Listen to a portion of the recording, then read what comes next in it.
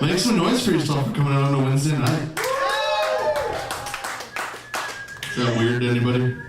The whole make some noise thing? Like I'm just some dude you've never met up here and I say make some noise and nobody hesitates at all, like that's just a normal thing to do.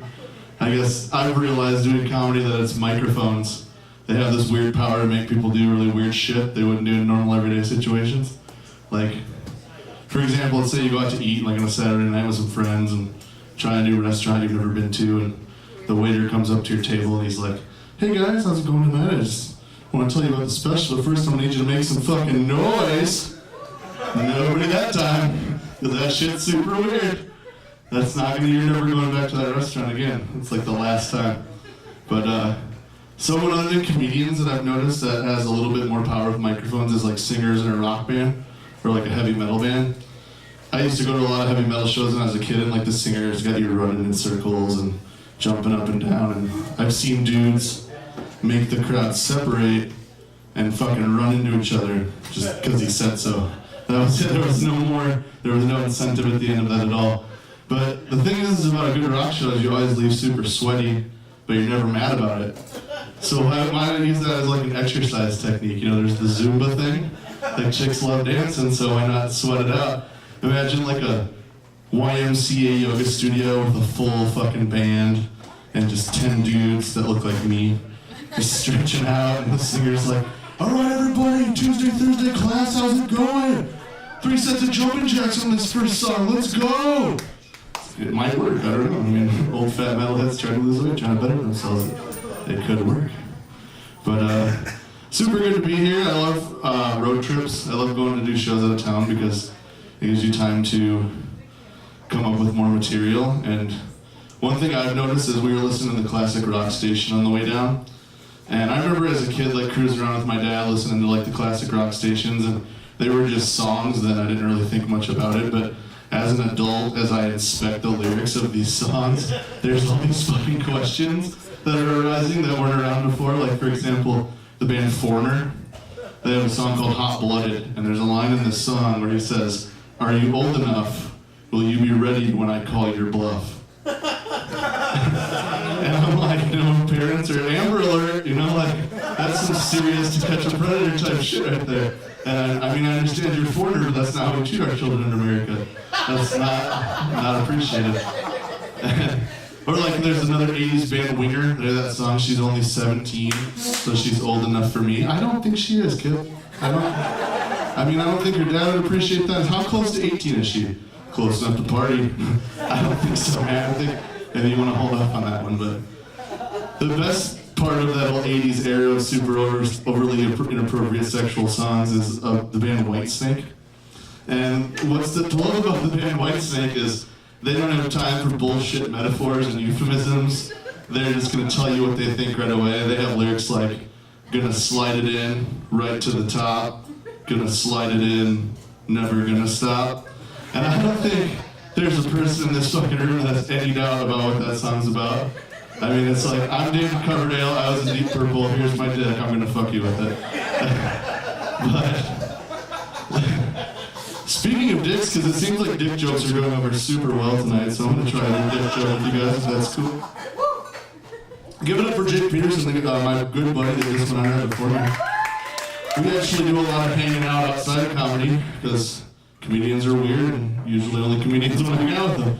So I have noticed, though, that conversations that we have, I hope, are a lot different than conversations normal people have.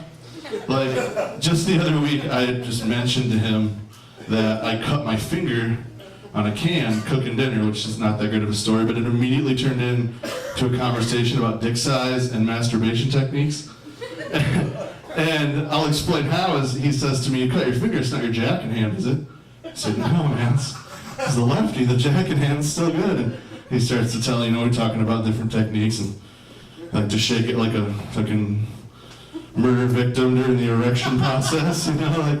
But I had mentioned that I like to use a wrap 3 fingers, index finger out, thumb up technique. I call it the cactus jack. Bang, bang. For you non-wrestling fans, it's the Smith & Wesson.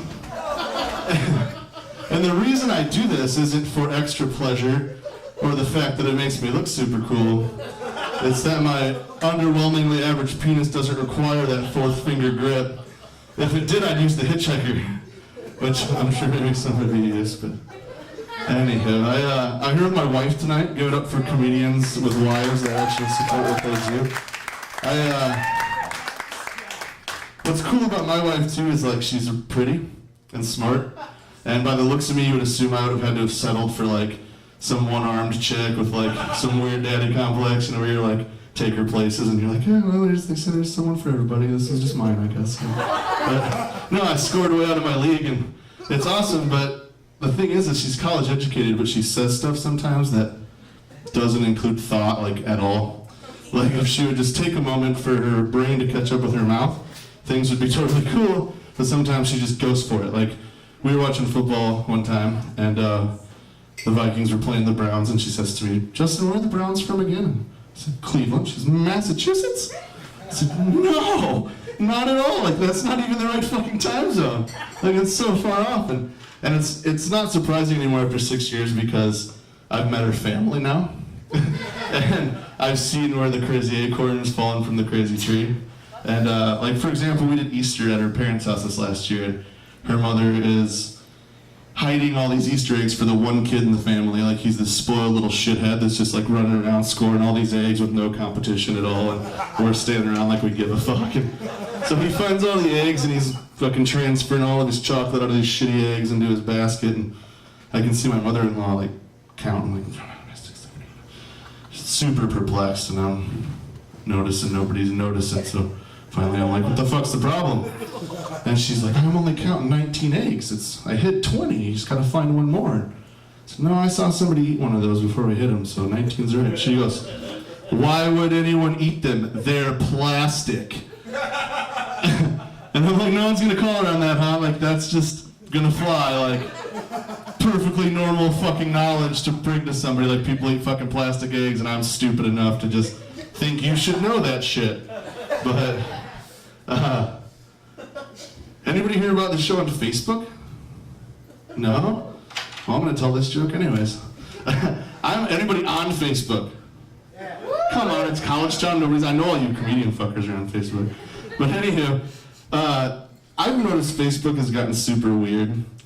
Like, for example, there's like that algorithm for advertising that knows everything and is always watching.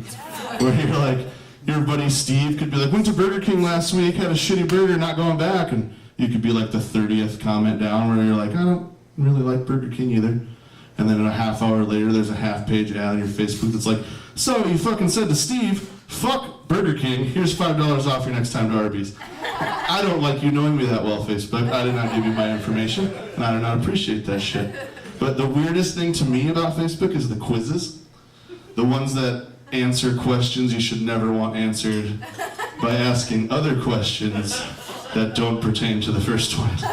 Where you're like scrolling through and you see, click here to find out what snack food you're most like, and you're like, well, I fucking have to know that. So you click on it, and it's like, what's your horoscope sign? And Pisces, and hamburger or hot dog, and hamburger and fucking cheeseburger. If there's no cheese, I'm not even fucking with it, but that's a whole other story.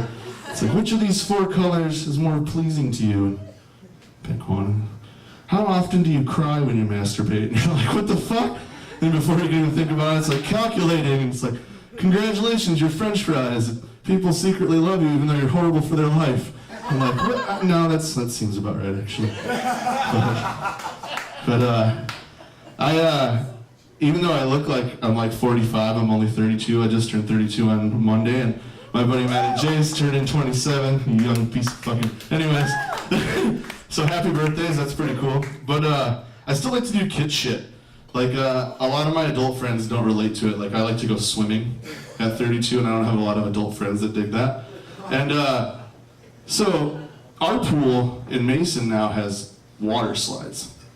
And they didn't have those when I was a kid, so I fucking want to go down them. So, and I don't have a kid to go to the public pool, so I look like a normal dude, you know, at the pool. And society would have you believe that I'm the kind of guy you don't want swimming with your children, which is pretty fucked up, because I have long hair and a beard because I'm lazy. Not because I'm a pedophile. Way too lazy to fuck your kids, that's for sure. All right, guys, thanks a lot. I'm Justin Paulsen. Thanks for coming out.